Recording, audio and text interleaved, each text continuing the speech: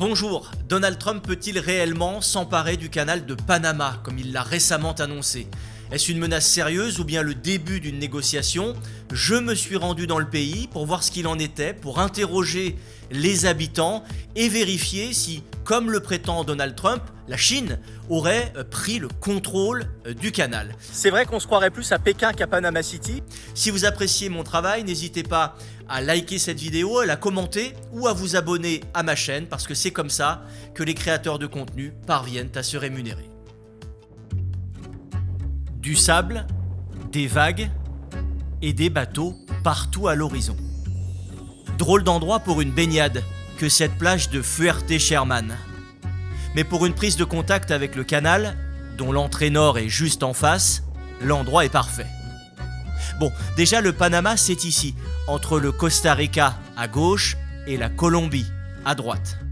Le canal coupe le pays en deux, il relie l'océan Atlantique au Pacifique. C'est un gain de temps immense pour les navires. J'ai quand même envie de le voir d'un peu plus près, ce fameux canal.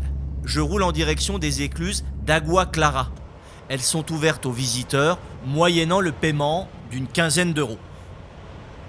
Me voici donc au bord du canal du Panama, tant convoité, et on peut le comprendre parce qu'il rapporte énormément d'argent au pays. 2,5 milliards de dollars chaque année, ça représente environ 7% du produit intérieur brut du Panama, donc c'est colossal.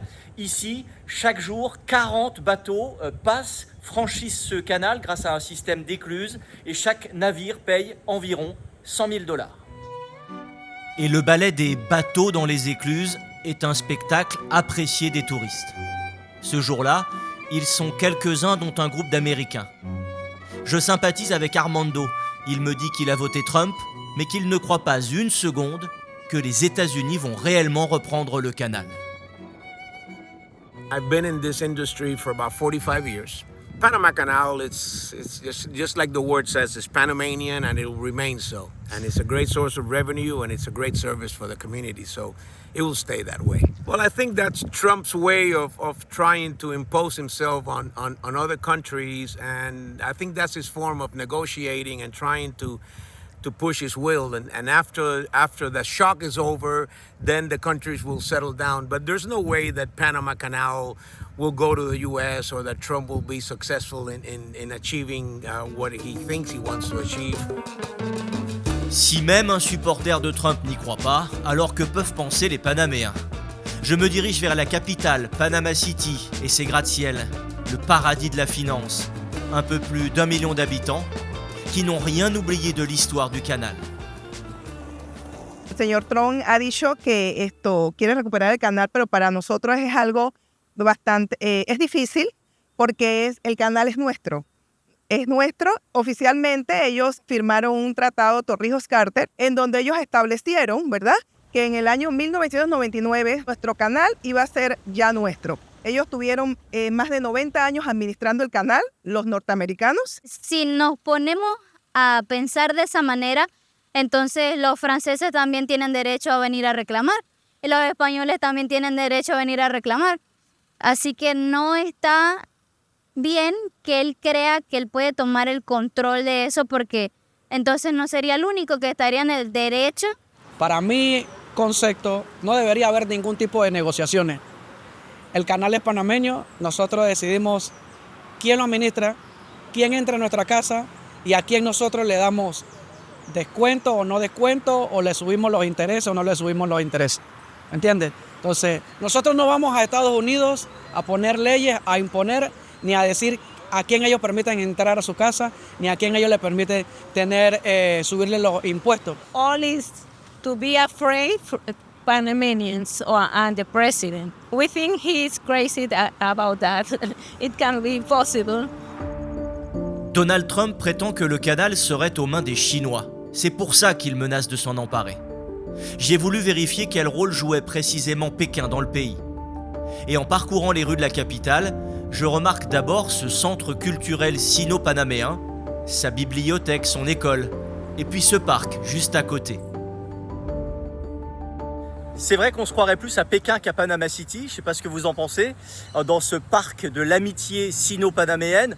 Mais bon, c'est vrai qu'il existe des endroits comme ça un peu partout dans le monde. On va voir s'il y a d'autres indices de la présence chinoise ici au Panama. Je traverse le Puente de las Américas, l'un des 3 ponts qui enjambent le canal. Et de l'autre côté, je découvre de nouvelles constructions de type pagode. Je décide de m'arrêter. C'est un lieu vraiment étonnant que ce Mirador de las Américas. Il célèbre officiellement les 150 ans de la présence chinoise ici au Panama, mais en réalité, il a été inauguré en mars 2004. Donc c'est beaucoup plus récent que ça en a l'air. En tout cas, ce Mirador offre un point de vue magnifique sur la porte sud du canal de Panama. Et il est par conséquent très prisé des touristes, même s'ils ne savent pas vraiment pourquoi des pagodes ont été construites ici. C'est le cas de Rales. Il est québécois, il vient de Montréal.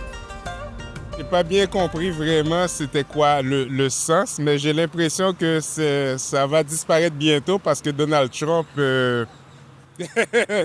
Mais la Chine prend de plus en plus de place dans le monde, hein? Donc la Chine est en compétition avec les Américains, avec les États-Unis, donc je comprends un peu le Panama est tiré des 2 côtés.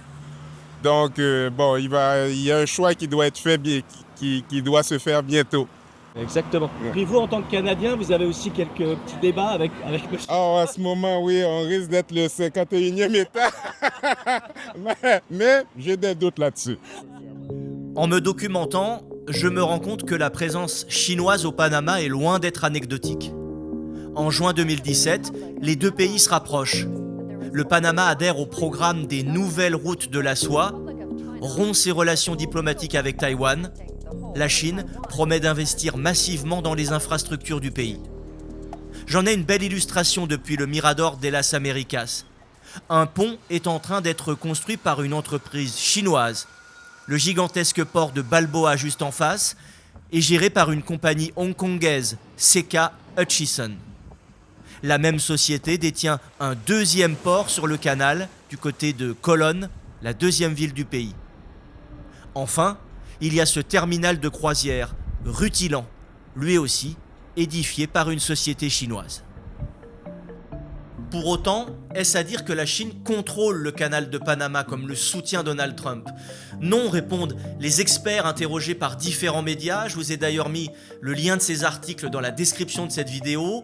Ces experts disent que la Chine posséderait en cas de crise un pouvoir de nuisance sur le canal, mais pas plus. En tout cas, ce qui est incontestable, c'est que les menaces de Donald Trump ont eu un effet. Le 3 février dernier, coup de théâtre, le président panaméen annonce le retrait du Panama du programme des nouvelles routes de la soie pour la plus grande colère de Pékin. Et puis, toujours pour plaire à Washington, le Panama a accepté d'accueillir des migrants expulsés des États-Unis. Ils ont été regroupés dans 7 hôtels de Panama City. Je m'y suis rendu. Et là, derrière les fenêtres, en voyant ma caméra, ces femmes et ces hommes appellent à l'aide. Nous ne sommes pas en sécurité dans notre pays, peut-on lire sur ces bouts de papier. Au pied de l'établissement, je rencontre Susana, une avocate qui représente une famille de migrants vietnamiens. En teoría, tengo entendido que ellos vienen de los Estados Unidos deportados hacia Panamá y de aquí los deben de llevar a un lugar, llámese el Darién, para que puedan salir a sus países. Los que han firmado, los que no, estamos batallando para que puedan darnos la oportunidad de ver que sí podemos presentar un asilo. Aún no podemos hablar con nuestros clientes. Estamos bastante preocupados y nuestros clientes y nuestros familiares de nuestros clientes también. Dernière concession en date, et c'est une grande victoire pour Donald Trump, la société hongkongaise CK Hutchison cède le contrôle de ces 2 ports du canal de Panama à un fonds d'investissement américain, montant de la transaction 21,5 milliards d'euros. Visiblement, ça ne suffit toujours pas au président américain, puisque devant le Congrès, il a réaffirmé son intention de s'emparer du canal de Panama. Voilà, si vous avez aimé ce reportage, n'hésitez pas à le liker, le commenter ou à vous abonner à ma chaîne. Et moi, je vous dis à bientôt pour un prochain reportage.